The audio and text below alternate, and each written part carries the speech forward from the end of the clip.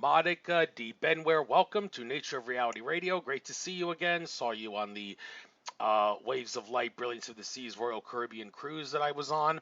It was in January that cruise was. Went from Tampa to Cozumel, Mexico, towards the Mayan ruins, and then went back to Tampa. Took the train all the way down to Florida for that. Definitely cheaper than taking a flight, and I had plenty of miles, train miles to make that trip. So great to see your presentation. I guess did you do a presentation at that conference, by the way, by yourself, or did you present with someone else at the time? Because I actually threw out the program that I had of the event. I wish I didn't, but I did. So. Well, thank you so much, Andrew, for having me on the show here. And yes, I did do a presentation. Okay, in that case, I'll give you the chance to regurgitate everything in that presentation after you tell your life story with the stuff you experienced. So why don't we start with that? I promise not to interrupt you like I just did. I don't interrupt my guests. I may filibuster them before giving them a chance to talk, but I don't interrupt. I don't have Alex Jones-itis in that regard, as I like to say. So your life story, please. You've got the floor, near-death experience and everything that goes with it, EVP phenomenon, all the rest of it. You got the floor. Take as long as you need. All right. Thank you, Andrew. Well, my name is Monica Benware. I am an ordained metaphysical minister. And when I was a child, I started having prophetic dreams, very, very young. And then when I turned 7 years old, I started having dreams of a remembrance of a past life. And these dreams were very vivid. They were detailed. I knew the location. My mother was an artist. The father was an alcoholic.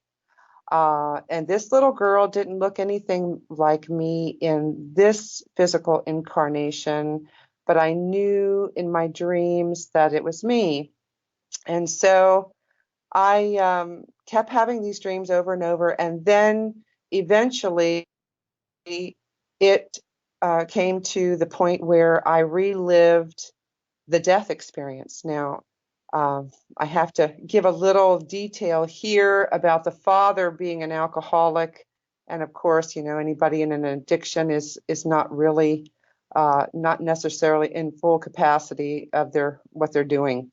But he was very jealous of the daughter and all the attention that the mother gave to the daughter. So there was an issue there with him just not wanting to have anything to do with the child. She was the mother's little princess. Anyway, in the dream, I proceeded to be, my father asked me to go to this little store, gave me some money, and asked me to go to the store. And there was a dirt road that I had to walk down to get to this store. And it was probably 3/4 to a mile down this dirt road. Well, as I'm walking down there, the father comes barreling down in this old blue pickup truck and proceeds to run me over in the dream, and then back over me to make sure that I am indeed gone. So I woke up night after night for quite a few weeks screaming, and my mom coming into my bedroom consoling me, and I was just adamant that this was me. I had died. My dad killed me. And so this led my mother into getting a question of why, first of all, I was having this dream, and why, this little girl was not me. I told her it didn't look like me, but I knew it was me. And so she started doing a lot of questioning. Eventually led her to, I was raised Catholic.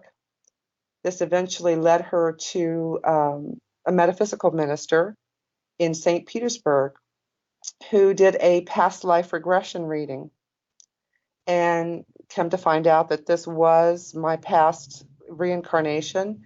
And then once we went through this process, the dreams stopped happening. The Reverend, guided me through this, that I was now, in this other body, and that couldn't hurt me anymore, blah, blah, blah, blah, blah. So I stopped having the dreams. But this, of course, led my mother. This just blew my mom's mind. Her 7-year-old daughter is, going through this, and why. So this definitely led her down a spiritual, metaphysical path. And she was very much Pisces and very much ahead of her time in her thinking. So she started studying the Mayan. She was receiving mail order catalogs of Mayan teachings in a brown paper bag. This was all like, back in the 70s. This was all hush, hush, hush, hush, hush. And people thought you were, a basket case if you were believed in any of this stuff. And so I remember them coming in brown wrapping paper, like a Playboy or something would come, so nobody would know what it was. And she had, like boxes and boxes full of these when she passed in 1983. She did many, many studying. She became ordained. She opened the Metaphysical Attunement Center in our home. And this was out of our home, and where she gave psychic readings. She went on to take many, many classes and teach many, many students how to develop their own intuitive abilities. So, I mean, obviously, I guess I came into this incarnation with this ability to have dreams, and then I just kind of developed these abilities over time. I always felt I had this very deep connection with something other than what was physical. And that's what led me on my path. Now I have, continued my mother's studies and keep the Metaphysical Attunement Center going for, in my mother's memory. And I teach many classes in self-awareness and intuitive development, people getting to know and be aware that we all have these abilities. This is not something that's just delegated to people that, are special, because we're all special. We all have this within us to be able to tap into. And that's, pretty much what I do. I do manifestation boards. I have taught EVP classes, very, very into that phenomenon, Edgar Cayce research, doing dream analysis for obvious reasons, because of that's how this whole thing started. Doing astral projection, which my mother started doing back in her classes in the 70s. I am a spiritual healer.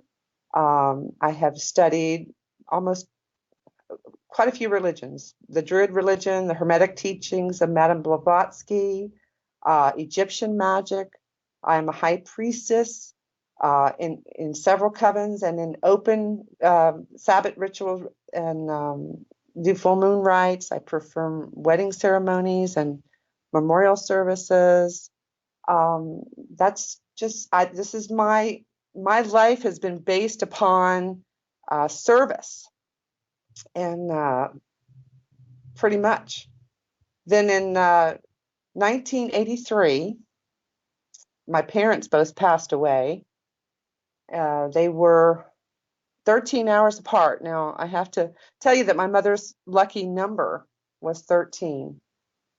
And my father actually passed away before she did in the family waiting room. And 13 hours later, she passed away. At the time, I was pregnant with my first child. And 17 days after that, I lost the baby that I was carrying. I was 38 weeks pregnant, almost full term. So I was rushed into an emergency cesarean, and I aspirated. That's, where all that stuff goes down in your lungs, and they pronounced me, my baby didn't make it, of course, bled to death before they can get in there. And I had, they were trying to resuscitate me for about 15 minutes. And, but I crossed over. That's when I had my near-death experience, and actually went over to the other side and received this incredible download They talk about you having a life review. That's absolutely true. But it's instantaneous. It's not like it takes hours and hours. This is something that just kind of happens in an instant. It's just all there. And then I was able to go in and see loved ones, and I went into on further. It's kind of the only way I can explain it is it feels like you're floating in water, but there's no water. It's just you're light. So I saw my mother, my father there. My father was holding the child, a little boy, and said that my son was staying there with them and I was coming back. So I was angry when I came back because I can't even explain this beautiful experience of crossing. It's amazing.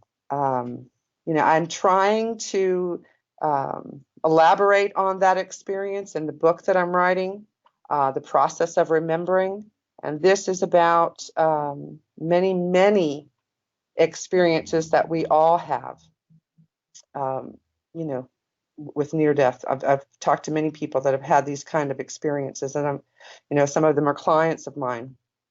So that's pretty much me. Thank you. Glad you got into that. And as far as the teaching classes in EVP phenomenon, I guess we'll talk about that next. Electronic voice perception. What's the EVP stand for? I'm drawing a blank all of a sudden. Electronic voice phenomenon. Electric voice phenomenon. Okay, and that, well, first of all, can you define that? And then after you define it, maybe I'll ask you specifically what I know on it briefly, and then we'll go from there. So what exactly is that for those that don't know? Well, if anyone's ever seen, there was a movie that was made many years ago called White Noise. Okay, of course it was Hollywoodized and not necessarily accurate because kind of made out to be evil. But basically, our human frequencies are all just like any electronic frequency. We are a vibrational frequency, and spirits very much so can discover after they've crossed over that they can manipulate electronics, phones, anything electronical, water, that type of thing. So what EVP recording does is catch these episodes where spirit is, you will hear spirit speaking. If you're doing video, you can see spirit. There are just all kinds of recordings that are out there. Edgar Cayce Institute definitely did a lot of research on this. I belonged to a group many years ago when I was very active teaching this. I had a weekly EVP class where we did it simultaneously, and everybody was hitting the record button. We said a prayer. Everybody hit the record button at the same time, and we were putting the intention out there for the loved one that we wanted to come through, and then we would press the stop button and we would review and then discuss it prior to the next week. We would discuss if anything came up after the review. So we only recorded for about 8 minutes. But when you're going through, you have to, as I'm sure you're aware when you're doing editing of any type, you have to really either amplify the signal sometimes, to hear, because it's kind of garbly sometimes, but some amazing messages came through. One in particular that I talked about on Sology with Todd Medina was my niece. My brother-in-law had passed away, and my niece she was heartbroken. She was the baby like I am, and she was Daddy's little girl. And she was really, really wanting to receive a message from her dad. And she did the class with me and didn't have anything. She was really disappointed. She didn't have anything on her recording. But she called me the next day because her answering machine had gone off while we were doing the recording in the kitchen. And this was when you had the old, answer machines that had the little video cassettes in there recording the voice messages. Well, she replayed a message that her mom had left while we were doing the recording, and it didn't stop. It kept going, and there was a message from her dad on there. So, I mean, we've had many, many, many experiences of people picking up voice frequencies, pick up images. It's just a beautiful thing because it gives clarity and confirmation to people that their loved ones are still around them. That energy is still there. Yes, I've had the chance to, I believe, feel the energies of people, and got psychic mediums to channel people on the other side. So, yeah, to think there is such a thing as death, physical body death, there's definitely something past that. And, well, I'd like to ask you some other things here based on what I'm seeing in your bio. Okay, I see you officiate wedding and memorial services. Okay, the thing about weddings, I need to ask you, is it really in humanity's best interest to even have a wedding in the sense that we think of it? I mean, the idea of giving your bride a ring and even a man buying his own wedding band. I mean, all this stuff about it symbolizes the rings of Saturn, which is Satan in astrotheology, so therefore you're basically supporting satanic motifs. And of course, people would hear that and say, oh, come on, you're just taking a negative side of something which shouldn't even be thought of as negative. But I mean, then again, if it was designed to be something that suckers humanity into thinking it's all about love, when in reality it symbolizes something that's anything but love, does that raise the question: should we be doing our weddings differently? And also, the whole idea of needing a license to get married. No, you don't need a license for anything that's non-commercial. So why would you need a license to become officially married? Makes no sense. So, well, first of all, could you Well, answer that question for me and then explain the kind of weddings that you go about? And are we going about weddings the right or wrong way in society nowadays? well, I mean, just having the title minister, enables me to perform weddings, whether I agree or disagree with the theology behind the people that are getting married, doesn't, isn't really relevant. I am connecting them in the way that they choose to. This is their choice. You know what I mean? I have done hand fastings which do not require a license, and that is a pagan ceremony where they're basically binding themselves together for as long as love shall last. And I've also performed Christian ceremonies, different type, anything that they, jumping the broom ceremonies, anything that they want. So I'm like I said, the theology behind it, I don't necessarily have to agree with. I'm a spiritual person. I believe that, and from all of the studies that I've done and all the different religions, I have the Quran in my library, the Bible, the, the teachings of Blavatsky and the Wicca, Raymond Gardner and all of these teachings, and I've read through all of them. It's all a spiritual path. We just call it by so many different names. We call these deities or this energy, this creator source energy, by so many different names. And when people are committing to a marriage or a union or a partnership, till death do us part, well, in the spiritual, in my personal beliefs, there is no death. There's a transition.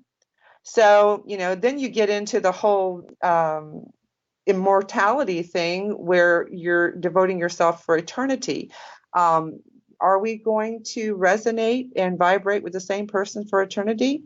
I can't answer that. I haven't had that experience in my lifetime. I don't know about you, Andrew, but I think people come into our experience when they're needed for whatever lessons we are supposed to learn from each other.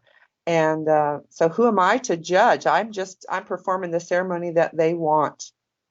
And the same really with the transitional ceremony of, a memorial service or a funeral service. Funeral services to me are not at all about the deceased. They are about the people that are left behind, the people that are grieving, because they really have not, maybe are not aware, or even when we are aware, we still feel that loss of the person physically in our realm. So they take on a new dimension that we cannot physically touch, see, taste, or smell. You know what I mean? And so that takes them through the grieving process. But yeah, I'm an officiant because I am an ordained minister. That's for no other reason. I don't have to agree with, just like I am, a notary for the state of Florida. I sign so many documents I, don't agree with, but, that's their choice. It's a personal choice. All right. Also, another thing you mentioned, funerals and all. Someone who works in my job, mother passed away, and I'm kind of thinking about, is it in my best interest to come up to her and do something that I've done with a lot of people that I've known that know someone close to them who's passed away, and it seems like nobody can agree on whether or not what I do is a good or a bad idea, or whether or not it is a good idea, but only after X amount of days or weeks or whatever. And that is tell them that the person who lost a loved one, that I know people who are psychic mediums who channel the deceased, who are on the other, whose soul essence is on the other side, to bring closure to those people who have lost a loved one, and to tell them the psychic does charge a fee because they do this for a living. It's their only job. They have to make a living, so they have to charge a fee for this. But they're certainly going to be open to do it if you're willing to go to them and ask, would you be open to doing it? It seems like the common answer I get from that is no. Every once in a blue moon, someone says yes. But one of the more disturbing things is there are people who have actually said to me, dude, you've got a lot of nerve to tell me that when I just lost a loved one, and I instantly recoil in self-defense, and I say, whoa, whoa, whoa, chill out. I'm trying to bring you closure by telling you this. And people who will hear me say that would say, well, yeah, you're trying to bring them closure, but you're kind of doing it at a bad time, telling them this right after they lost a loved one. And my response to that is, excuse me, if you lose a loved one, I think the argument is the sooner you get closure, the better. So the last thing I want to do is wait after X amount of days and weeks to tell them that I know a psychic who can do this. I think the sooner I tell them, the better. So that's one of those things people seem to agree or disagree on. But any idea why people react like that sometimes to me, when I would think common sense would say the sooner I tell them, the better, because the sooner I let them know, the sooner they have the opportunity to get closure. Why are people like that? And in general, if you do know people who, if there are people who have no psychics who channel people on the other side to bring closure to people who have lost loved ones, what's the best way to tell people about it? Well, I'm a firm believer that when the student is ready, the teacher will appear, and you instinctively know. It shouldn't be something that you have to think about or that you have to force. Offering condolences is fine, but you have so many different religions out there, and so many different perspectives and beliefs on, even in Christianity, there are so many different perspectives and belief systems in that one in particular religion. You know, Baptist Christians are totally different from Episcopal, or you know what I mean? So people are going to resonate to that, and they're going to ask if they're open to that. I don't necessarily offer information myself personally unless somebody is coming to me saying, I know that, you're a psychic. Can you connect, or do you know someone that can connect with my loved one? I don't necessarily just offer that information randomly, unless this is someone you work with. So if you know somebody calling in on my phone, if you know this person well and you know their ideology and what their beliefs are, that they would be open to this, then certainly if you feel that you want to say that, I'm agreeing with you. I wouldn't wait if you know that for a fact. You don't know this person that well, if they're just an acquaintance, then I wouldn't say anything at all. What do you think to that? Sounds reasonable. By the way, you did actually get disconnected for a brief moment there when something happened. I didn't even have time to get on the air to tell you that because you just kept talking again, and luckily, for whatever the reason, my Skype recorder managed to catch you and go on again, Oh, so I didn't have to you. go through enough to disconnect. But I'm just gonna have to. This makes it a little complicated for me now because now I have to do two separate interview uploads, which makes it hard on the Skype recording device, but it's only a little more complicated, nothing to worry about. But moving on now, I guess I told you I'd give you the chance to do this, and it's almost like I completely forgot your presentation that you gave at the Waves of Light conference on the cruise. Could you please, to the best of your knowledge, regurgitate everything that you said in that? What was the title of that talk, by the way? And then, by all means, regurgitate everything you said in that presentation. Well, I don't know that I can regurgitate exactly verbatim, but I was talking about the process of remembering, and this is about self-awareness of us remembering our past lives and our perspective in this life, in our 3D reality. We know that three people looking at a car accident are going to have three different perspectives. And basically what I was talking about in my talk is that if a person grows up and they have cats and kittens and they grow up loving a cat, then they're going to have a totally different perspective about cats than someone who may have been bitten or attacked by a cat who doesn't like cats. If a cat appears to them in a dream. Now, in my study of Egyptian magic, cats, with Basque and all of the energies there, they were considered sacred. So I have a totally different view of cats than some other people may. But this is what I'm talking about when you're becoming self-aware, and the process of remembering. What I'm trying to do with this book is allow people to re-identify their perspectives and know if they are remembering it accurately. Because if you go back and visit your elementary school as an adult, that school is going to be, you are going to perceive that school totally differently than you did as a child in that time space, because you were small. You were smaller. The perception of height and how big everything was and everything else is going to be totally different. And I remember doing that, going back and seeing my elementary school when I was older and thinking, wow, I used to think this was so huge. This place and it's so tiny. To me, now it seems so tiny.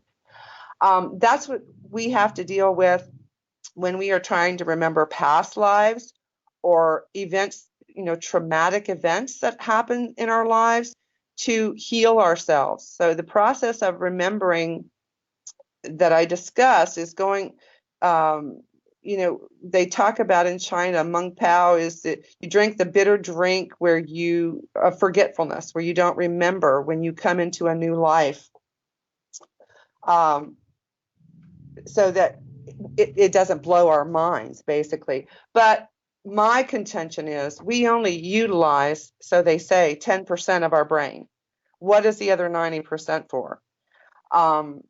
Let's let's try using it. Let's try getting there. Let's open and expand. That's what this energy is all about right now, coming up in the end part of 2019 and 2020, is expanding our consciousness and being able to use all of the faculties that we have available to us. So this is what I'm trying to do in the book, is explain that we really need to challenge our perspective so that we can learn what we're supposed to learn and don't have to keep repeating stuff in cycles.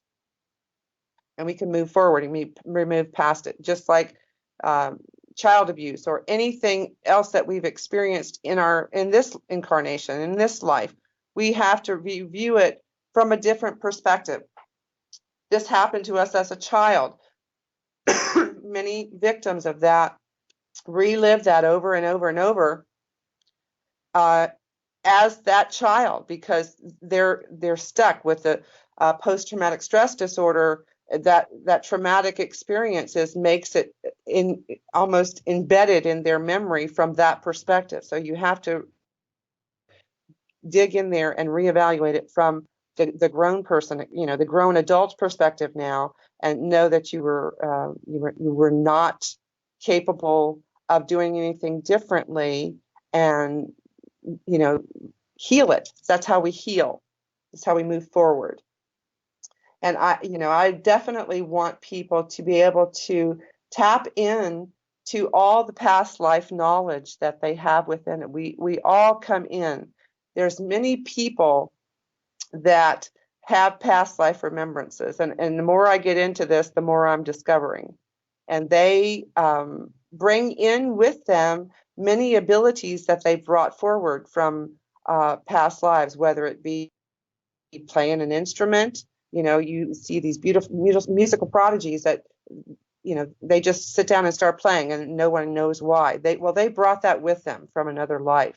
Same thing with mathematicians or anything that people have brought this energy and this gift in with them from another life.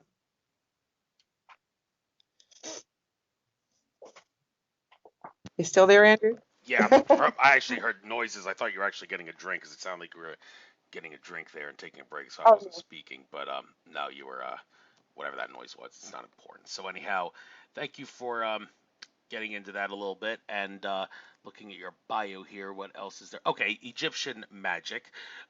This is definitely worth discussing because, well, a lot of things about ancient Egypt that we don't know. It's not what the mainstream science and history textbooks tell us regarding what ancient Egypt was like. One of my best interviews on the show was with Carmen Bolter, who made that fascinating Pyramid Code documentary, which somehow made it to television.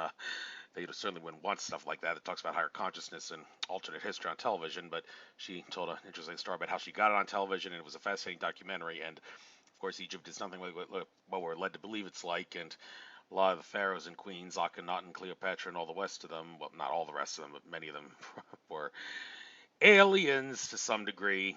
And well, we could absolutely agree with that. I absolutely believe that the Egyptians received their knowledge from extraterrestrials, or that's how this started. That they were terrestrials that were put here. From all of the studying that I've done on the Egyptians, absolutely agree with you on that. yeah, well, the also some things about Egypt.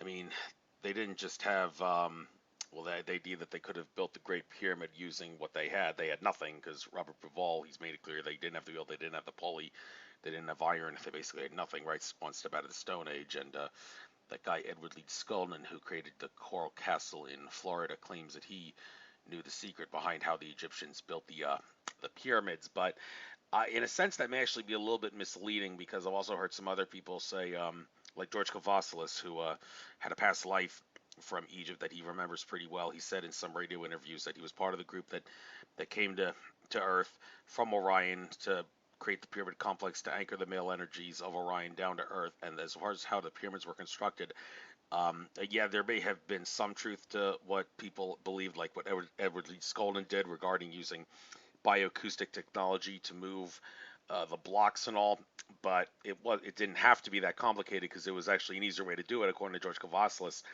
it involved communicating with the consciousness of nature, of the earth, and everything that was in it from a metaphysical standpoint, and basically asking for forces and such that we aren't led to believe because we're suppressed about it in the present day by the powers that be, that this technology that can be used, this metaphysical technology, the consciousness of the earth and even above the earth, maybe from the stars simultaneously, to get the blocks and everything to move.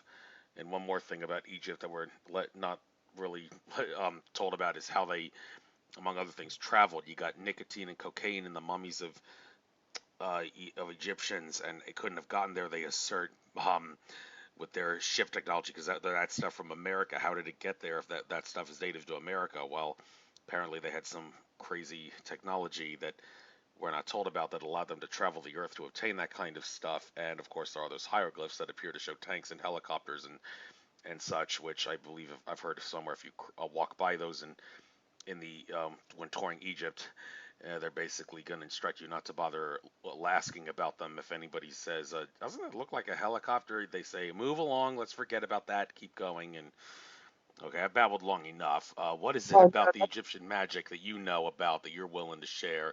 Go ahead, you got the floor. Well, that's exactly right. I've done a lot of meditations where I have downloaded information from the Egyptians. My husband, actually, who passed away in 2005, lived in Egypt, and his father was a mapper, and they lived over there for several years. And they had magical powers, the Heka, that creative force that you're talking about, and I believe that, genetically, that they were able to build the pyramids by, yes, utilizing the forces of nature. They had the abilities to summon snakes, there's theories out there that Jesus actually studied some of the Egyptian magical practices, and that's how he was able to do the things that he was able to do, turning water into wine, et cetera, et cetera. So I absolutely believe that their mastery of the afterlife, because they did not believe that this was all there was. So this is why they have the Book of the Dead. This is why there were so many ceremonial events, related around the passing, the transition, because they knew that our lives go on. There was no doubt in their beliefs that we transitioned into another state of being, and so we preserved the body in special ways. There was so many ceremonies that they had. They were so many thousands of years ahead of their time in astronomy and astrology, and just being able to use their magical abilities, which to them were everyday things. This was part of their upbringing, their religious teaching. So I just have always been fascinated by Egypt. And then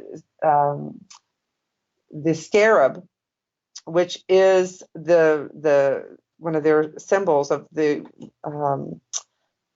going to the sun god, the safe passage of the soul to the sun god, to Ra, was something that appeared to me when my husband passed. And this was a definite message from him that he had made it to the other side, because I had hundreds and hundreds and hundreds of beetles out in my front lawn. I'm Native American, and I definitely listen to animal messengers. So when I see a bunny, or the other day when I was going to get a drink at a Circle K, there was chickens in the parking lot. So I definitely, when I see animal messengers like that, I look things like that up. And this particular time, when I saw a beetle flying around my head, buzzing around my head, I didn't get a chance to go look it up. Well, then the next morning, when I went out there were hundreds and hundreds of beetles in my front yard, which I had to go look it up. and which is really what started my interest in Egyptian magic, as I was studying paganism and Wicca at the time. And this is what the message he was telling me. He had safe passage to the other side. So that was just shortly after my husband passed that happened. I definitely believe that we can learn, and this is again about the process of remembering, we can ascertain so many things from our history by looking at it in a different perspective. Because if we look at it in the box, the way that it's been, portrayed by the patriarchal society, that, and handed, we've only been giving bits and pieces of the information. You have to really delve into anything to learn the depth of it, because you have, just like, people are coming up all the time with different meanings and different answers of the way that they did things, which, we can't prove either or yet. Someone can say they have an experience, or they remember, they've downloaded information, whatever, but we can't necessarily prove it. The question is, does it resonate with you? Is it truth in your mind? Well, some things that I've discussed about Egypt that are controversial. Some people, it doesn't resonate in some people's minds, regardless of what they hear about it regarding the sources and all. I mean, the Sphinx, the riddle of the Sphinx, no pun intended. Sphinxes are all about riddles and all, but some have asserted it's actually not a Sphinx. Well, it is, but it wasn't. Among other people, George Kavassilis, and also this researcher who appeared on one of the Ancient Aliens episodes that talked about Egypt. The Sphinx, when it was originally created, was actually, according to them, Anubis, the god with the head of a desert jackal, and it was after some time period when it was changed to a sphinx with the head of a man and the body, which would have been the body of a jackal, but it was realized that, okay, that this could be the body of a lion if you want it to be, and use your imagination. Then at that point in history, whenever that was, it was changed to be an actual genuine sphinx. And Robert Bouval would probably have a thing or two to say about if that's the case, when the time period would have been, maybe 10,500 BC, because that's when the pyramids line up with Orion and the Milky Way lines up with the Nile, or vice versa, and the constellation of Leo is basically right smack in front of the Sphinx, or vice versa, and that's when, well, it should be thought of as a Sphinx. But this idea that it used to be Anubis, I mean, you got people saying, I remember that from my past life. You got people saying, well, there's some evidence for it, but I brought it to Robert Schoch's attention at the last Portal to Ascension conference in California last year, when he was one of the speakers there. He said that's bullcrap. It was not Anubis. I don't know where that comes from, but well, I don't even know if he's even bothered to look at the evidence. If he has, why would he dismiss it? I don't know. I mean, he seems like a pretty down-to-earth guy in regards to evidence, so I don't think you can convince him about talking about people's past lives and all, but just because it makes for good conversation about Egypt. Anything you have to say about the riddle of the Sphinx? It wasn't actually a Sphinx at one point. It was Anubis. Well, and I believe that because of the magical aspect of Egypt, that this they utilize very much symbology. So it could have taken many forms. This is where we get the idea about shapeshifters. And this is becoming one with the energy, connecting energetically with the energy of either or. So magically, in my mind, that is very possible, because in the hieroglyphs and all of the texts that you look at, they are very much into symbology of telling a story in a magical way. So it's not necessarily that this is an actual entity, but that this entity is taking on the power of this jackal and of these animals, which we all have the capabilities of doing. Right. You just, And oh, you wanted to say something? no, go ahead. Go ahead. I was about to mention the pyramids also having multiple um, ideas, uses behind them. And let me start off by saying that Andrew Bartz says the Akashic Records reader, he said in his interview with Sean Stone, I can look into the Akashic Records, I can get the exact date of the pyramids by doing that. And he actually did in some interview that he did with a divine feminine expert lady of sorts, say that he believes. It's interesting how he used the word believes because he's an Akashic Records reader. He can't get the exact date, but he did actually say, I believe that the pyramids, the Great Pyramids of Giza, were built 800 and 3,000 years ago. I brought that to Carmen Bolter's attention in my interview with her, and she was like, I don't know what to make of that. But of course, Robert Bouval, he'd be scratching his head over that because he's all about the 10,500 BC alignment, and that raised the question, okay, if that's true, the 10,500 BC alignment, well, how did the people who built the pyramids 803,000 years ago, how would they know that in 10,500 BC the pyramids would align like that? Well, maybe they didn't know. It's just a matter of the fact that time is cyclical and synchronicities happen. Maybe it just so happened to happen then. Or if the people that built the pyramids had a high level of consciousness, they would have known because of their ability to look through time to see that in 10,500 BC this would have happened. So, hey, we'll just build the pyramids now, and this is going to line up in this time period. But Bartz has Exactly. also pointed out, you say exactly, I'll get into why you want to say that, but before you do, I just want to say the idea that pyramids have different uses. Carmen Bolter's Pyramid Code documentary, that they were energy devices, that when the Nile was closer to the pyramids, it could actually cause the pyramids with the water going under them to shine like colored beacons. And you got Christopher Dunn's theory about hydrochloric acid solution and hydrodized zinc being poured down the pyramid shafts, and they could be converted into a hydrogen manifesting power plant of sorts. And to complicate things even further, you got Andrew Collins, the Cygnus guy. He always obsessed about Cygnus the swan. He actually went as far as saying the pyramids, it's not Orion. They were used for to represent the three stars in the constellation of Cygnus. I remember Zachariah Sitchin in his book saying that the pyramids were also used as a way to help people guide when their rockets, the Anunnaki, when they came into Earth. Although I kind of think it would be silly to think that that could have been their only use. Nobody would go through all the trouble to build something that big just to use it as a thing, guide rockets, when there's so many easier ways to go about it. But Yeah, right. anyway, the point is the pyramids had many different uses throughout time, and apparently the people that created them somehow were aware that they could have all these different uses.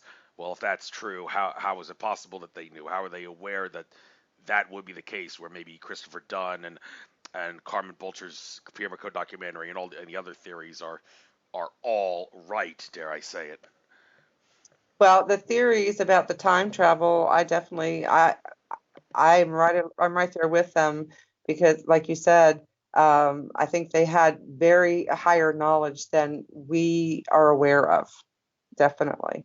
Um, I definitely believe that they did time travel and that they came from another galaxy, another uh, with higher intelligence. So I think our intelligence is intertwined. I think we're a hybrid species, and we just have not learned how to utilize um, all of the capabilities that we have within. And this is what this is all about. Is this awakening is what it's all about, is being able to use all the frequency that we have available within. We can do so many things with our mind that people are not aware of. They are in a sense of fear and powerlessness that is definitely not necessary. We are creators and magical beings. So definitely, I'm right there with the theories on the Egypt. Well, Thank you. And of course, so many different ideas come about, and to think that, like I said, only one of them is right is kind of I think, the wrong way of going about it. Uh, when we switch gears, we've only got 2 hours, so there's other things to discuss here. Okay, astral projection, that's also in your bio here. When it comes to astral projection, how does that compare and contrast with near-death experiences and out-of-body experiences and remote viewing? I should also include there is something that many people may confuse with astral projection. Like, is it the same or is it different than what remote viewers do? Or are remote viewers astral projecting, or is that a completely different level of consciousness? All right, well, we'll start with that. Can you compare and contrast remote viewing, out-of-body experiences, near-death experiences, and astral projection for those that are confused about the differences and similarities? Okay. Remote viewing, it is a pinpoint, is the best way I can describe that. You are pinpointing to a precise location. When you are, there's testing that goes on with remote viewing in a lot of different facilities, where they're trying to pinpoint a picture. For instance, someone has drawn a picture, and you are remotely viewing that picture to describe it or draw it yourself. So that is a focus on a specific location. Astral travel can be that also. Astral travel can also go into other dimensions. Remote viewing, basically, for the most part, is in 3D, is here in the physical. Astral travel, you can go into the other realms. You can experience, a lot of people that astral travel have experiences with extraterrestrials, and a lot of different things. So what was the other one you asked me? Near-death experiences? Near-death experiences and out-of-body experiences. Now, out-of-body experiences can be done either voluntarily or involuntarily. Someone that's in a coma, for instance, can have an out-of-body experiences, or as they call it, crossing between the worlds, where they're coming in and out between the dimensions. And a near-death experience, you have gone way into the veil, is I guess, because all of this stuff is happening simultaneously all around us. We are just not aware of it in our physical perception. When we have crossed into the near-death experience, then we go deeper into the remembrance of such as the Akashic records and our life review. And the life review is not just this life, it's multiple lives. It's all of the knowledge that your soul consciousness has gathered during all of your lifetimes and all of your experiences. So, and there's a lot of information out there on that, to research. You can't go into any field in metaphysics without research. So it could be years and years and years in study. I've been in this for over 30 plus years of study, and you're continually the student. There's always another question. Once you feel like you found an answer to one question, it's going to delve into another question. So to me, that's the difference. Near-death experience is going past that veil and getting into the source of the Akashic records. Astral travel, as I said, you can go into multi-dimensional galaxies and experiences and interact with different types of beings. And I've called that wind walking as well, where your spirit is free to go to roam. A lot of people have questions about that, about our astral cord, that it can be severed when you're doing that. So you have to, there's preventative stuff that you're supposed to do, and to protect yourself. But as I said, remote viewing basically is people kind of in a testing facility type of environment, remote viewing of something that's already manifested, something that's there that you are trying to replicate.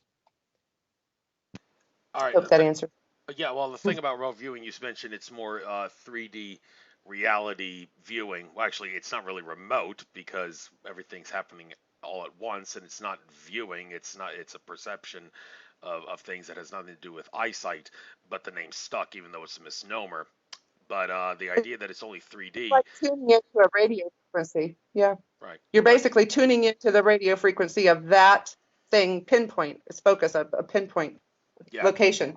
But the idea that it's only 3D based, little controversy on that. I remember reading Jim Marrs' book. It was Alien Agenda. He's also talked about his presentation, the late Jim Marrs.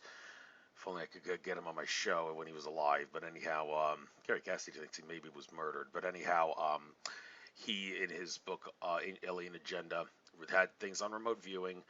And he mentioned remote viewers actually seeing ziggurat structures where the ET councils basically had their headquarters. But when they went into the ziggurat structure and saw the really, really fascinating things inside it, there was like a pedestal mount in the middle there. And when they went on the pedestal mount, at least one of the remote viewers did, they claimed that some alien entity of sorts came up to them and said, "Congratulations, you have found this place by remote viewing. Now beat it."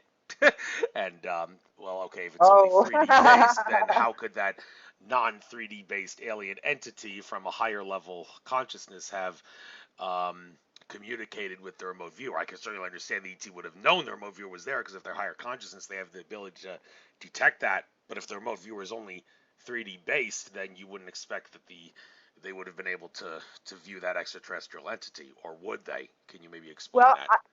I don't know if it's necessarily 3D based. As I said, most of the time it is, but it would depend upon what the person who the remote viewer is focusing on. Now, if he's focusing on trying to connect to a specific location that's not of this 3D world, that's of another dimension, then there's absolutely the possibility of connecting with that energy. It's just it's like the Matrix, all these different signals, all these different energy fields that we are that's the only thing with remote viewing, is that you are focusing in on a particular energy stream. So maybe I would be interested to know what the person was focusing on, the remote viewer was focusing on, that got that information.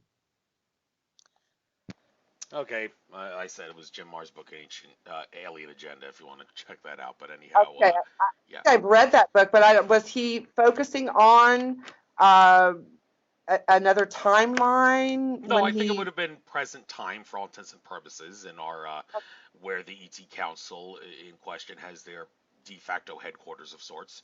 So it's probably what it was going. Not really, shouldn't be thought of as another time. But anyhow, why not? Because there's a lot of confusion here. Why don't we switch gears and talk about something else? You were high priestess in the pagan community, offering both public and private rituals, full moon rites, and Sabbats. Okay, let's talk about these two things here. Well, first of all, Sabbats, is that something different from Sabbaths? When you think of Saturday in the Jewish tradition, because I see it spelled here S-A-B-B-O-T-S. Shouldn't there be a A-T-H-S at the end there for talking about Sabbats? Well, first let's start with that, and then we'll get into Sabbath. Yeah, what is that? Okay, Sabbath is a particular day of the week, and the witches or the pagan community they adhere to a calendar that's based upon the seasonal. It's very earth based, about the phases of the moon and the different timelines of the equinoxes. So it's not necessarily that. We have also, besides Sabbats, we do have Sabbats, and we have SBATs, which they call like a gathering, where you're gathering just to discuss information or something that's upcoming. So basically, a Sabbat is a ritual celebrating usually a higher holiday for the pagan community. Okay, it's not supposed to be confused with the Jewish Sabbath. That's completely different. No, Okay, correct. thank you. Okay, thank you. Um, and also the full moon rites. Before I ask you to get into what that's all about, a little bit of confusion about the moon has come up recently. I saw a video on the Higher Self YouTube channel yesterday where some lady was saying the energies of the moon aren't all they're cracked up to be at the moment. So if you want to charge your crystals, don't do it in moonlight, do it in sunlight. However, that doesn't really make any sense if you believe what some people like. One of my recent guests, Celestina Starr, talked about, and also Brad Johnson, who channels Adronis, did in a video that he did a few weeks ago, mentioning that the moon is no longer under the control of the Orion Greys, which answer to the Draco-Reptilian Empire that's been keeping Earth on a prison planet for so long. It's not under their control anymore. They've had the moon taken away from them, and if that's the case, then it kind of seems silly to think that the moon is not going to be good for charging in the crystals, among other things, from this point onward. As that lady said, I'm not so sure, I don't remember the name of the lady in that video on the Higher Self YouTube channel, but that's what she said. So where do you know where she's getting that? And do you actually agree or disagree with maybe the claim that there's no more Orion Gray influence on the moon anymore, so we should all pop the corks and rejoice in that regard, assuming the moon really is keeping us in a Saturn moon matrix, as David Icke fans would say. And well, aside from that, these full moon rites, what exactly do they entail? And does the idea that if the moon really is not under the control of the bad guys anymore, would that change your full moon rites and the way you go about them?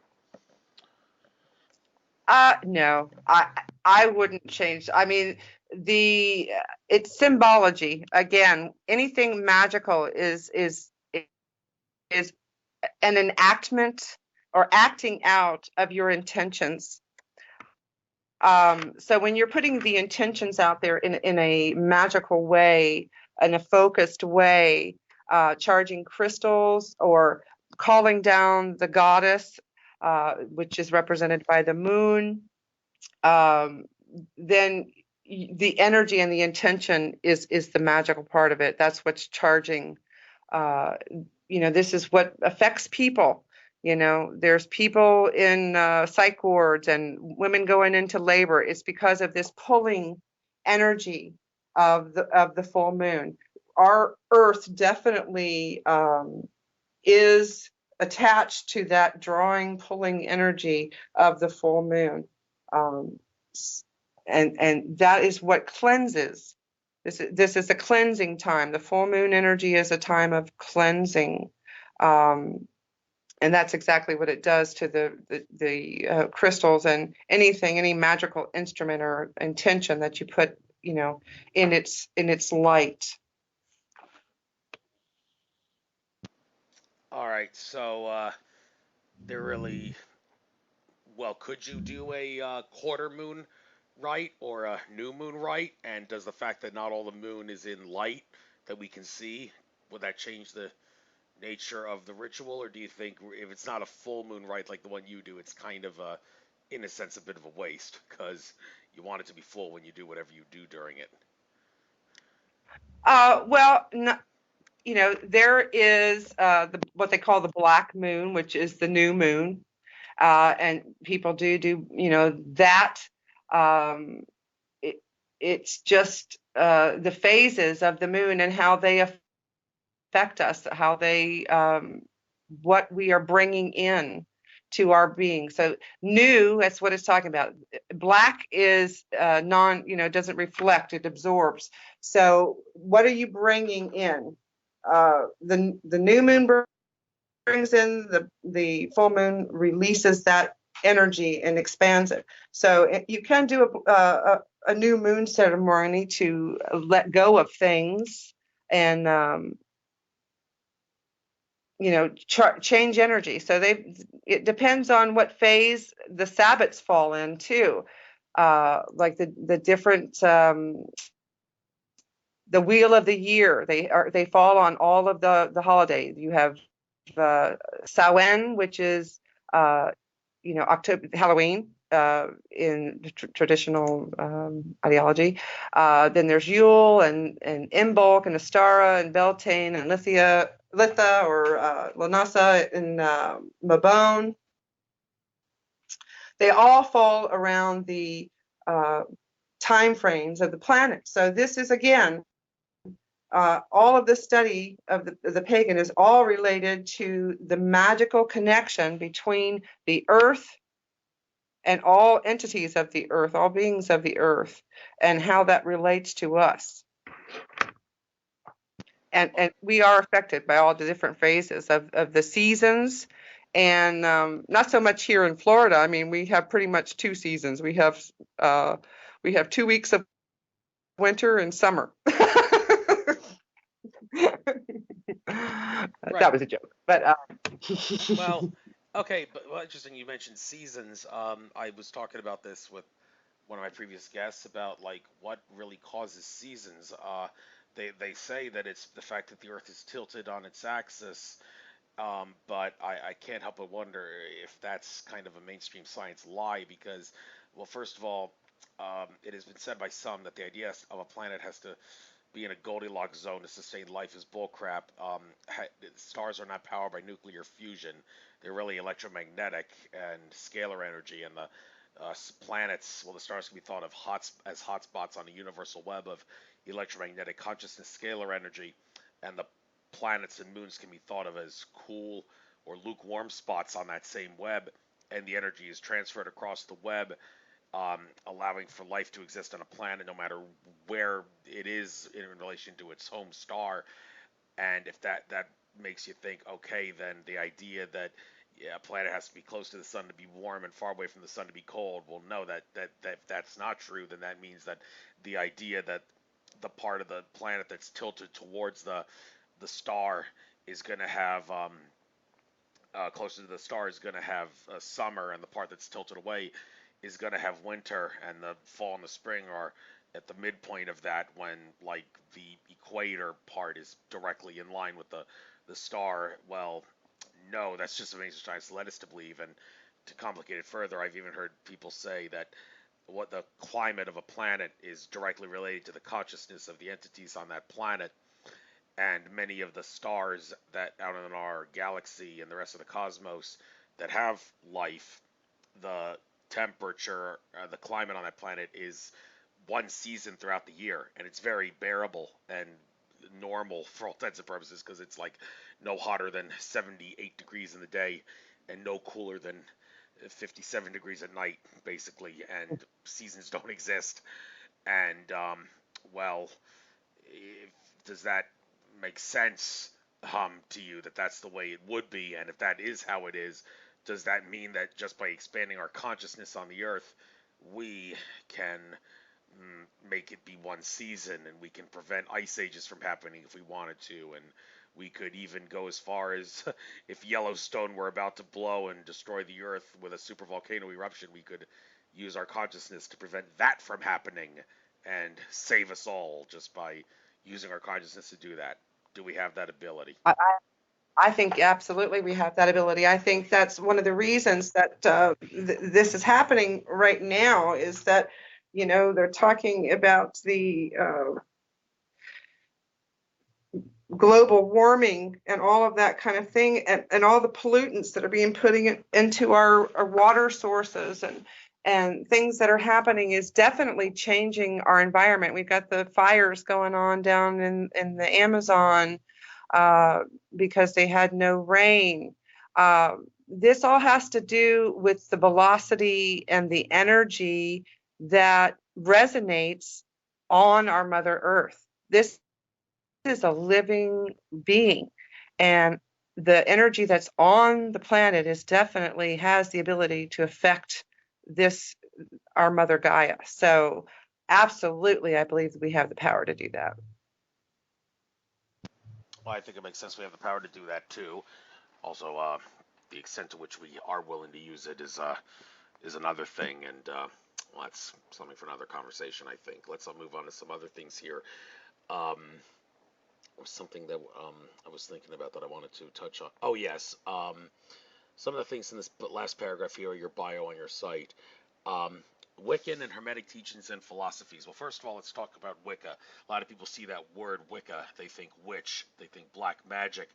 And some people who've seen some of my recent buying habits would think I may be trying to become a witch because numerologist.org, or is it numerologist.com, whatever, sent out a link to some individual that sends out spells that you can do, certain spells that you can do when doing the laundry, certain spells you can do while cleaning the house, certain spells you can do while doing this, doing that, and whatnot. And but she asserts this is not like Witch of the West type magic. It's completely different from that. It's strictly for good. There is no curses or hexes that you're going to put on someone doing this. It's all to enhance the law of attraction and everything else from a consciousness, metaphysical standpoint in your life that can be used for the better. And doing these quote-unquote spells that she has in these books is supposed to help out with that. I'm planning to start that next month after I finish my 3-week program after the Lionsgate on 8/8, 3-week program after that of another thing that I'm doing, and then throughout the month of September, which is supposed to be a pretty difficult month for me in terms of numerology horoscope. I'm planning to maybe try to counter it with some of these spells, among other things. So when you think of Wicca, what exactly is Wicca? For all those that think it's like Wicked Witch of the West type black magic, set the record straight on that, please, and tell us No, what Wicca really is all about. Well, Wicca is basically Wicca, the term Wicca, Gerald Gardner, that just passed away recently, was just the teachings of the pagan calendar, the pagan wheel of the year, and our connection, like I said earlier, with our Mother Earth. So these are all about the elementals, air, earth, water, and fire.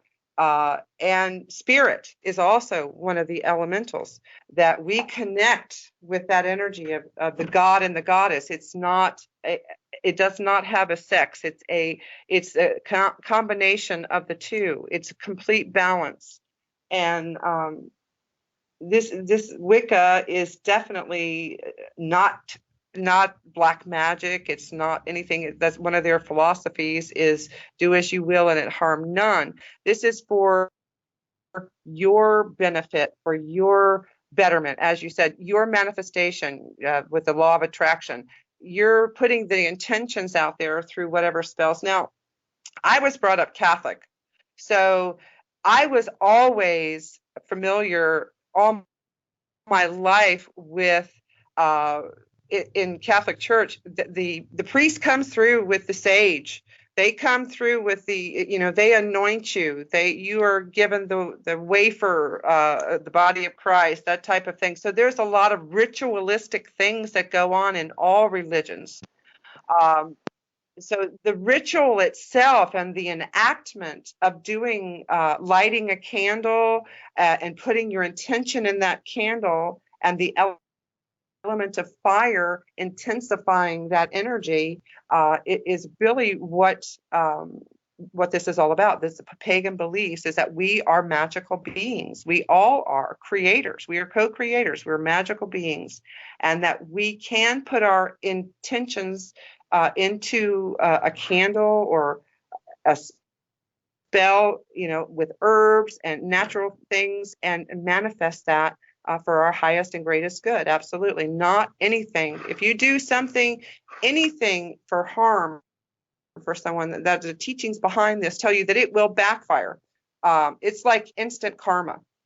If you put something negative out there, it's going to just like your thoughts. If you put negative thoughts out there, you're going to keep getting more of that through your day. If you wake up in a pissy mood and you keep going about your day that way, guess what you're going to get more of all day long? You're going to get more to be pissy about. So that's, and the reverse is also true. So if you put that in good intention out, it expands it. It expands that energy. That's all it is.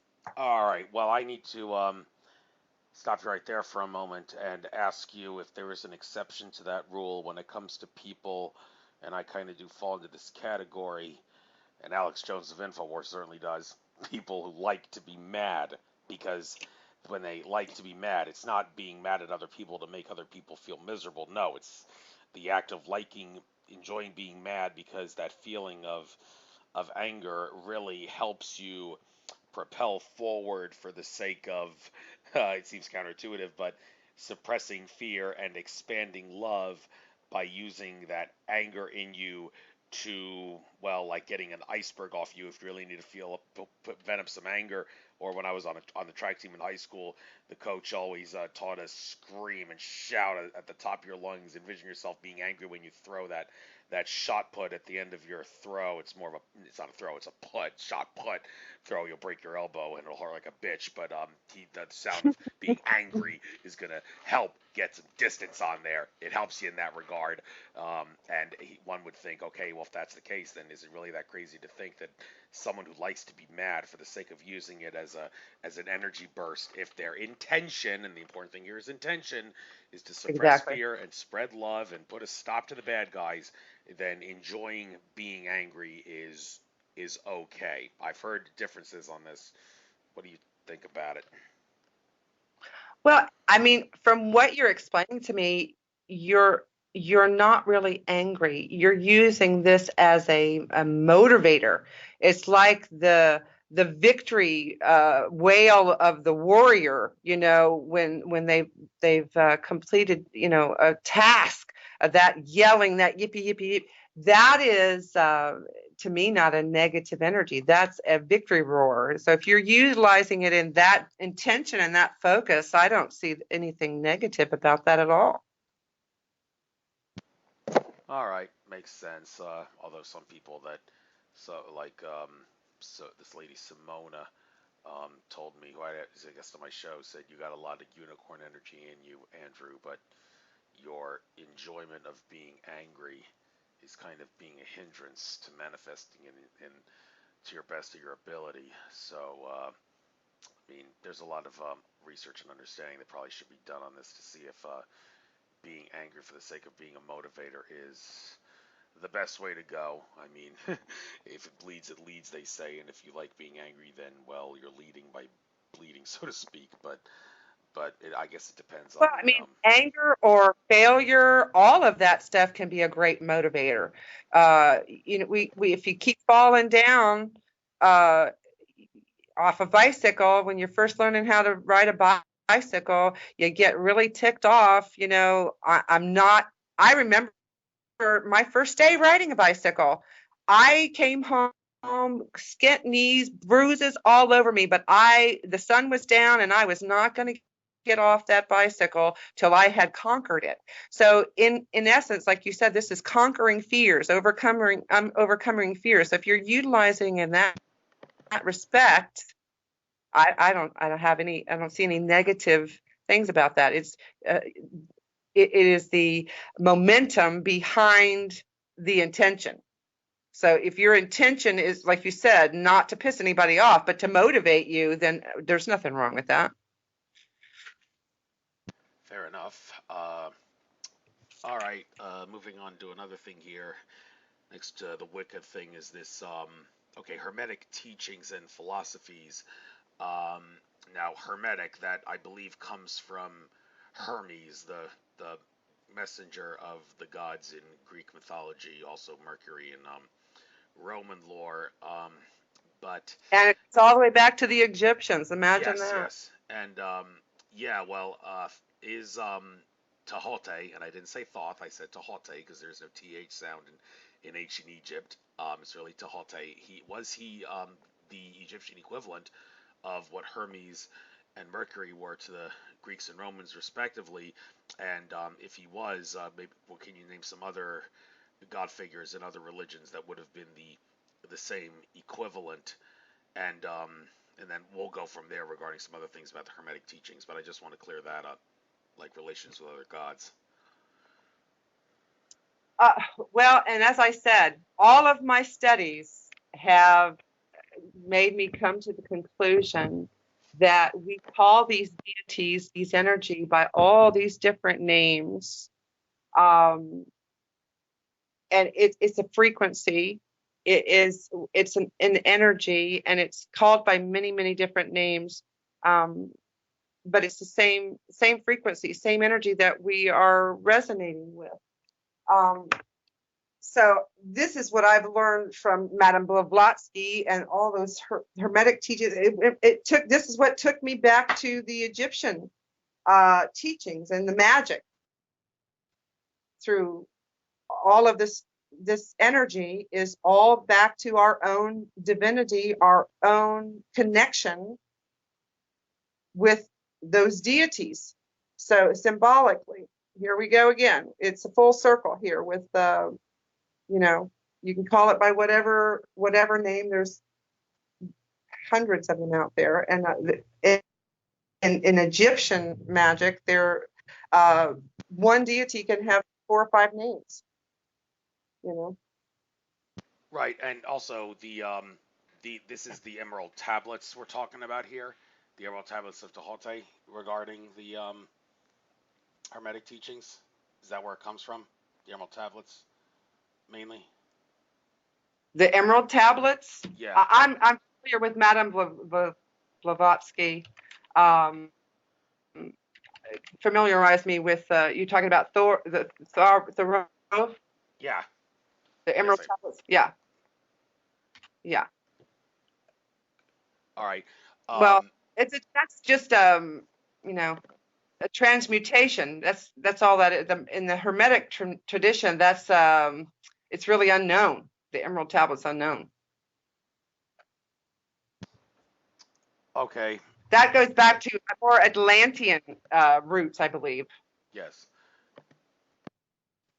Yes, Atlantis, and because when you talk about Egypt, it's many people have thought that Atlantis basically created an outpost on many different parts of the world, and Egypt would have been the one of the main hotspots of that. And well, I also want to talk about. Oh yeah, do you know anything about the founding fathers practicing Hermetic beliefs? Because it's been said that a lot of the founding fathers did have a very, very strong belief in Hermetic principles when it came to the founding of this country. Anything about that you can say? Well, as in Christianity, I think mentalism is definitely a part of that. That is this is why the whole secret stuff came out. This is something that's definitely the founding fathers, I think, kept from us, that they don't want us to think.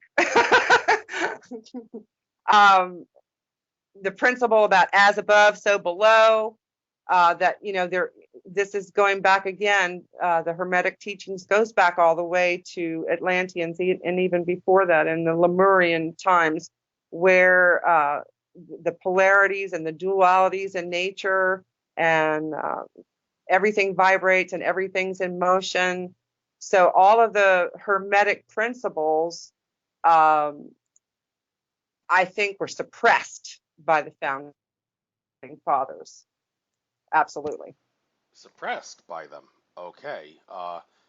I think they were aware of them, but I definitely think they were suppressed by the founding fathers. I think they wanted to have the knowledge and not necessarily share that knowledge. Okay. Well, maybe Because I think you get into a whole nother discussion about sovereignty and about everyone in the United States being really, a product. Or, yeah. Okay, well, the thing about I mean, we can really get deep here. I don't want to go there.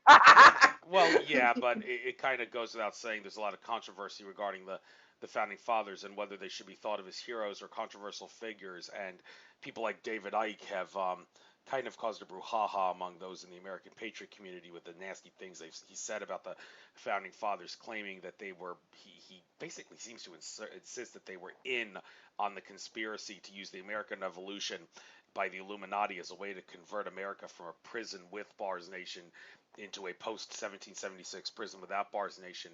But I, based on the evidence, am more inclined to believe that the founding fathers were completely innocent pawns in that conspiracy and actually did mean well for everyone, but they had no idea that after the American Revolution that there was going to be a lot of infiltration in the Freemasonic lodges by organizations like Adam Weishaupt's Bavarian Illuminati to destroy all the good things that the founding fathers did. Okay.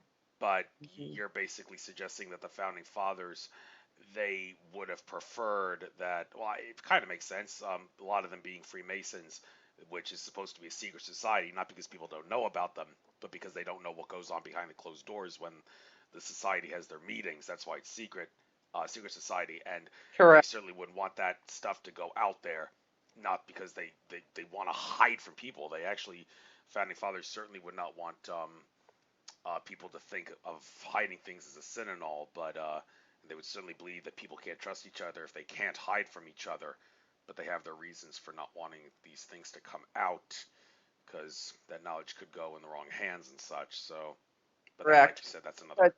It's a brotherhood, brotherhood mentality, whereas we in the spiritual realm are trying to, enlighten people of these things, that the truth should be out there. The truth about all of it should be out there. And, they're kind of playing a parental role. And we don't tell our children some things, but we are way beyond the parent and child concept now. We are sovereign beings, and that's what the awakening is all about, is that we are wanting to know what's reality and what's not, what we've been fed that's not truth, and overcome that for sure. Right. Well, that also leads to another area regarding knowledge versus privacy and the idea of spiritual awakening. And this is also, I think, a point of view issue where people may agree to disagree with. Like Brad Johnson, who channels of Drones, I saw one of his presentations where he asserted that on all the higher level consciousness planets and worlds out there in the cosmos, there is no sense of privacy because everything is public. You can't hide anything in those higher level realms of consciousness. But one area where I disagree with him was his assertion that the reason privacy exists here on Earth, or anywhere else, if it does exist anywhere else, is because of a feeling of discomfort and emotional shame or embarrassment on the part of those who want to keep things in privacy, because they don't want it to reveal, because they would feel upset or ashamed if it was revealed. But I don't look at it that way. I beg to differ and suggest that the reason privacy exists, regardless of what level of consciousness the world is in, is because no free sovereign entity who's not under contract with anyone or anything else has no free authority, has no authority over another free sovereign entity that's not under contract. So it has nothing to do with feeling discomfort of things that you want to keep private. It has everything to do with realizing you have no authority over me, so I can keep this stuff private from you if I want to. And the fact that people have the ability to know about it if they're of a high level of consciousness is beside the point. And also factoring into this thing is the unfortunate reality here on Earth that because we have laws, and I put the word laws in quotation marks because it's not really a law, it's just what someone considers to be public policy, where something is banned because someone doesn't like it. Can you say drug laws? Like you say, well, I don't want to keep anything private. I'm willing to expose everything because I don't care what people think about me, and it doesn't bother me at all. I don't feel any discomfort, so I'm going to tell the whole world everything I do. You do that and you smoke cannabis and you tell the whole world you do cannabis because you could care less about privacy and don't feel uncomfortable, you're going to have the feds knocking at your door because these stupid malum prohibitum laws that no one has authority to enforce are enforced in violation of people's sovereign free will and people who abuse their authority. But that's not, that kind of thing doesn't happen on all these higher level consciousness worlds. So all these higher level consciousness worlds, they have basically NSA surveillance systems, not in the form of a totalitarian dictatorship that's using a panopticon surveillance system, but the fact that everything is in that consciousness noosphere bubble for people to view. So this kind of raises the question, and it's a tough question to ask, but it needs to be asked. Is it actually a good thing that the NSA is spying on us, because that would train us into attaining higher level of consciousness, which we need to attain in order to break free of the privacy barrier, regardless of why privacy exists? Well, I mean, in the other realms, we communicate without um, vocal cords, telepathically. So you in essence know the other person's thoughts. So here in this realm, yeah, there's a lot of hidden agendas, hidden secrets, hidden things that people want to keep buried in the closet. Um, and a lot of people out there are angry. My brother was a truck driver for many, many, many years, and he was so angry when he was driving on the interstate that they had put all the cameras on every pole. Don't going down the interstate, you would see the cameras like looking in the vehicles, and like you said, Big Brother's watching. So that really ticked him off.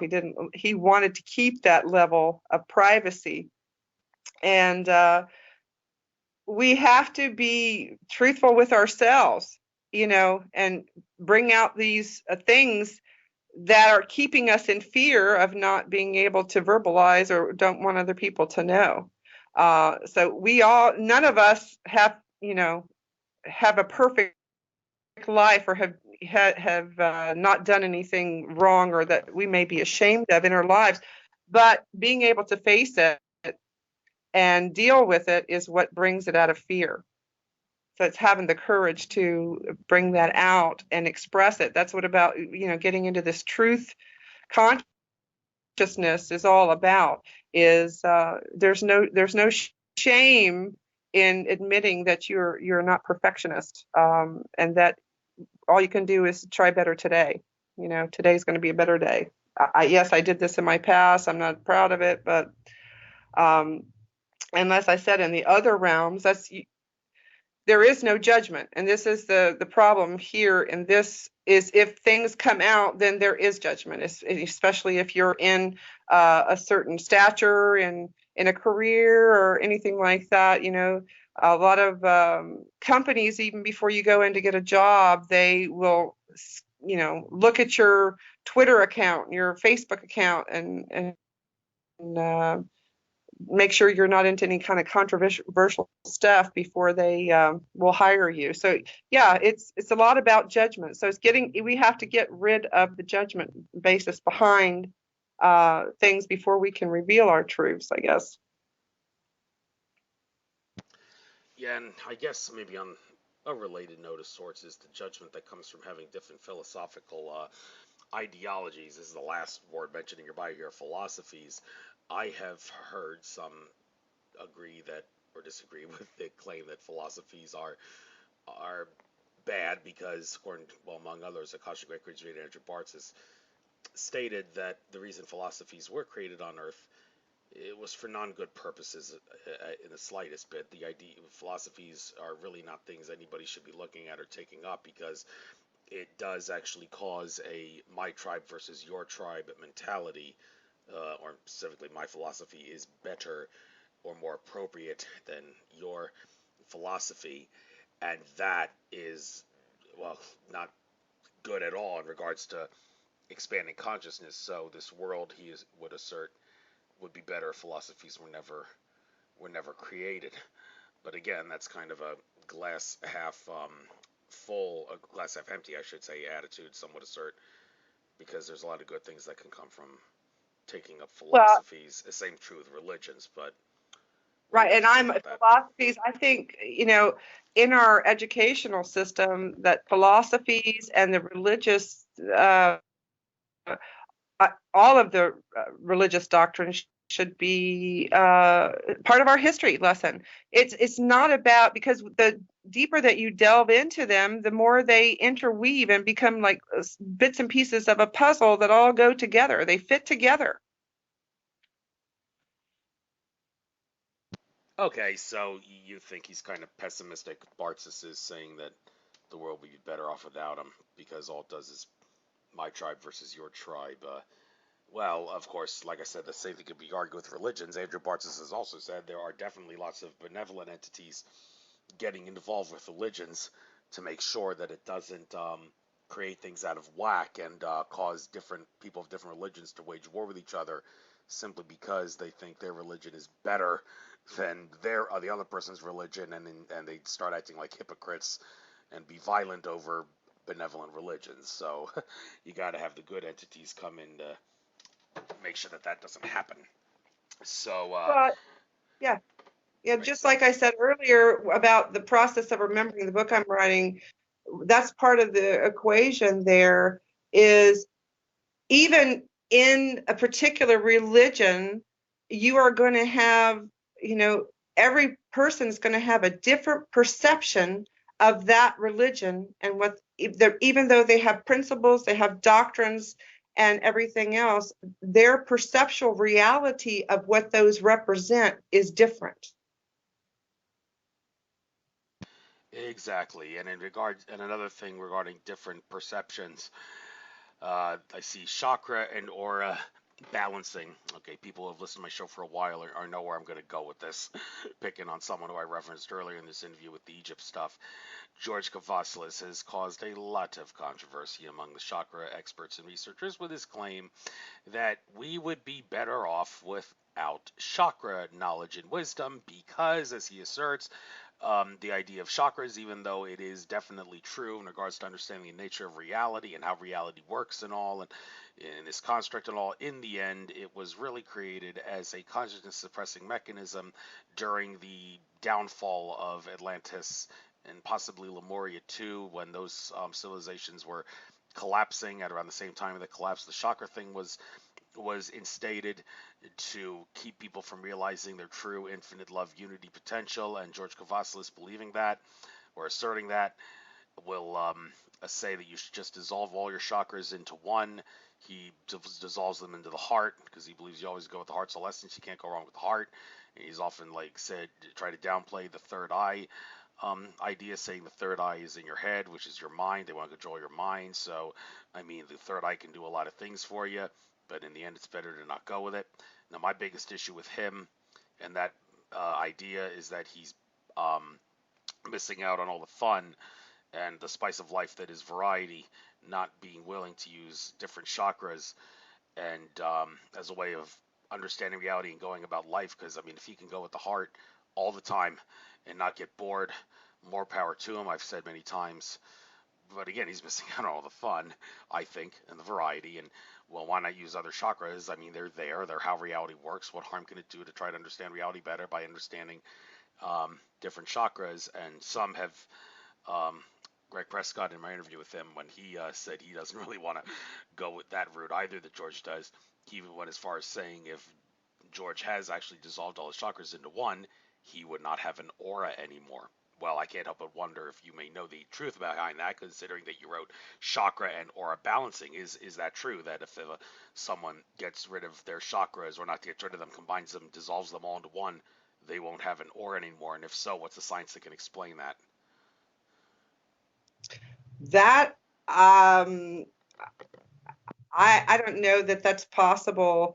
The energy flow can be merged to harmonically, just like I have to liken this to music, because all of our chakras resonate with a frequency vibration of a different tonation.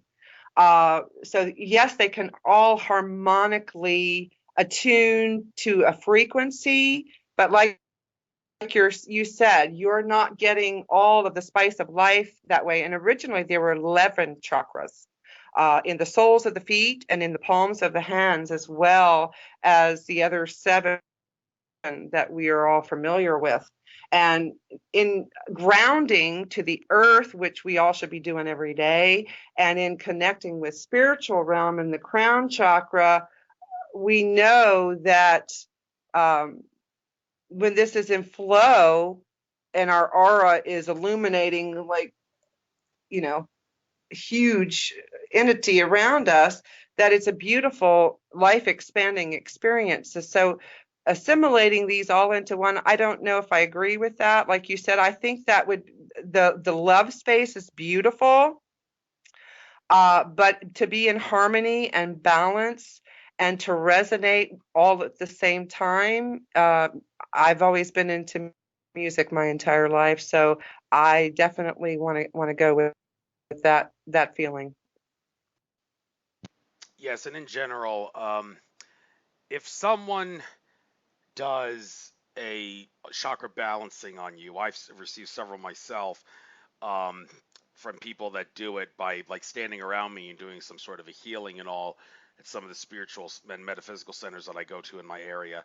But also Daniel Teague of Vegas Star Healings, an individual who I have a lot of respect for, has interviewed on my show, and have consulted his services a lot.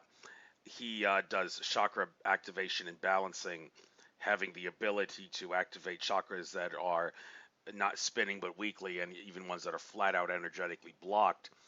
And this does raise the question: if he does that, a chakra balancing and activation on someone who, let's just say hypothetically, all their chakras are spinning and active except maybe their heart and crown are energetically blocked. If that, it's honestly why it's possible. It could be possible, but if it Mhm. is, and he can do that, does after he does that activation, does the fact that your crown and your heart before he did the activation were energetically blocked mean that those chakras will, in the course of time after he did the healing and activation, lose their full spinning energy potential because they were the weakest before he did the healing? Or does it have nothing to do with the fact that which chakras lose their oomph after someone does a full-blown activation on you really has nothing to do with how active the chakras were before they did the healing? And also, does it have a lot to do on what you do with your life after you receive the healing to keep the chakras going full throttle? I absolutely believe whatever you came into the balancing with, your everyday environment, the choices that you make, whether your what types of food you're eating, the energetically the people that you are around. It's been proven that you absorb this energy if you're around negative people a lot. You will, it'll affect your throat chakra because you feel like you can't speak your truth, or many different venues. And if you're in a situation with someone you can't trust, that affects, your solar plexus and your root chakra and, all your sexual organs and that type of thing, because trust is a blockage area. So it has a lot to do energetically with our emotions, with our environment, and with the choices that we make. Absolutely. So if you leave recharged and rebalanced, and you go right back into the energies that you were there, then yes, they're gonna the same. You're gonna resonate those frequencies because your aura is bouncing off of that. Fair enough. And another one of Daniel Teague's most recently added healings. By the way, for those that don't know, he discovered his powers and abilities after a car accident where he had a near-death experience, and he, like many other people who have had near-death experiences where they almost got killed and came back with has some power that they otherwise wouldn't have had if they didn't have the near-death experiences. He was blessed to have the ability to operate at the spiritual level to do healings and clearings on people. And he's Mm. learning new things every day as a result of that, just by tuning into the spiritual level and trying to dig deep there to see what other abilities he has. One of the more recent ones that he's discovered, for lack of a better word, that he has is the Pyramid of Seven Healing. Let me read this to you. It says here, this healing, and I got this, by the way, and I wrote a experience report on him, which you can find on his Vegas Star Healing site. He says here, this healing comes from 14th dimensional energy. This healing works on the 7 pyramids within your aura. Within the layers of each pyramid are 28 sequence escalating meridian lines, and this healing can assist with ongoing energy struggles and uncover things that have been hidden from you in all aspects. He did it on me. I felt much better after I did it. Negative thoughts seemed to subside. Had a general buzz, like the buzz I get from sun gazing for a little while. And this whole idea that there's 7 pyramids within your aura, and each pyramid has 28 sequence escalating meridian lines. I'm sure he got that information from his scan of the spiritual level, but that kind of is new to me. And also the idea that it comes from a 14th dimensional energy. There's a lot of people that only follow a 12-dimensional universe construct who would say, well, this doesn't make sense because there's only 12 dimensions, while others who follow like a 22-dimensional construct. And George Cavazos, in my session with him, he said that he could see how there could be, he's 12-dimension belief, but he says there could be 10 dimensions in one in my construct, which some might perceive as 22 dimensions, which is why there's a prominent 12 camp and a 22 camp in regards to 2 specific prominent camps of how many dimensions there are. And well, make of what you will. That's what Daniel Teague wrote. But do you know anything about this? And perhaps you could validate Daniel Teague and show he's not a snake oil salesman. He is a legitimate healer. Do you know any of this stuff about 14th dimensional energy, where you can find 7 pyramids within your aura and 28 sequence escalating meridian lines? If he does the healing on them, you're going to feel a general state of well-being improvement. Well, I don't know particularly. I haven't studied any of that information, but I can tell you when you said that, it resonated a definite yes with me.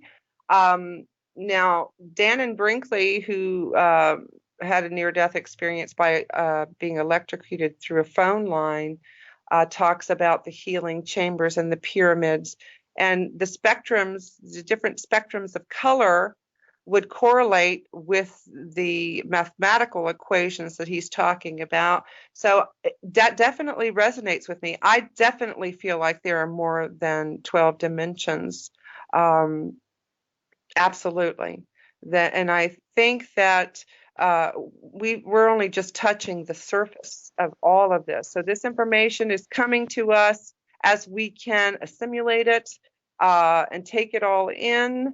But that definitely resonates with me as a yes. I think that's a valid information that he's received, and we definitely have many aspects of our auric field that this is why this information is so fascinating, why we keep studying all this information, because auric photography can capture many realms of the spectrums of color. And color, just like frequency and just like musical notes, has its own vibration and resonates with another dimension. So yeah, that makes sense to me. All right, let's do 3 subjects on the fly to end this program. 2 in 1, and then another thing. Well, first of all, the other thing I want to mention about Daniel Teague, that a lot of controversy I get regarding people's beliefs about him and what he does. He uses his healings. If he says, if you want to give a gift for someone, why not consult me and pay me to do a healing or a clearing on someone, and you can fully do it in secret if you want and not tell the person that they received the healing.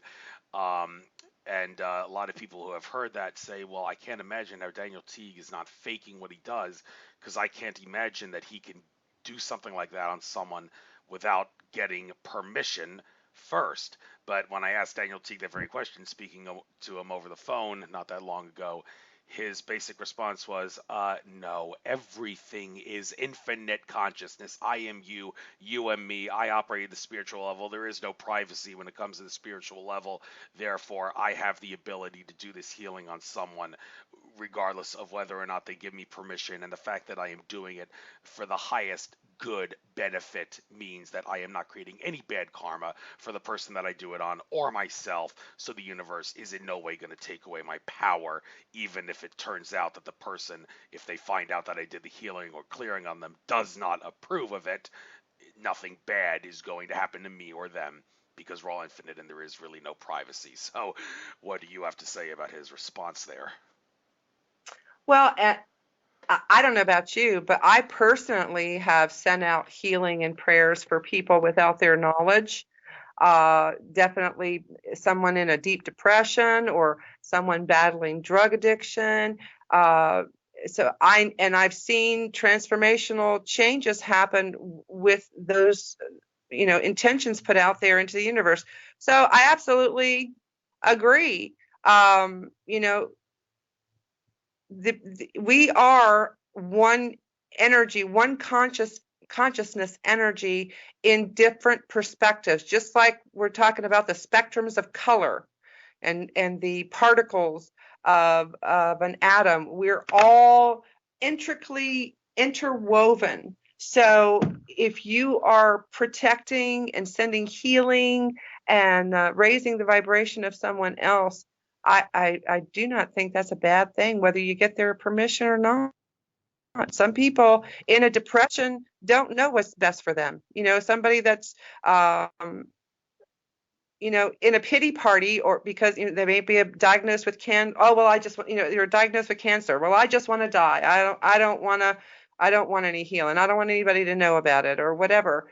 I would send them healing anyway. I may not, broadcast it or advertise it, but I would definitely be sending healing energy. So I agree with that.